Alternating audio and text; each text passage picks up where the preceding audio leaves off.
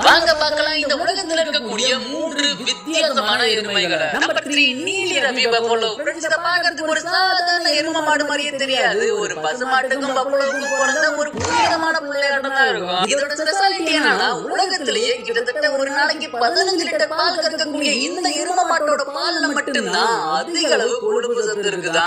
இதோட யூனிக்னஸ் இதோட கண்கள் தான். நீல நிறத்திலையும் வெள்ளி நிறத்திலையும் பார்க்கவே செம்மையா இருக்கும். நம்பர் 2 ஃப்ரெண்ட்ஸ், நீங்க இது வரைக்கும் கண்ண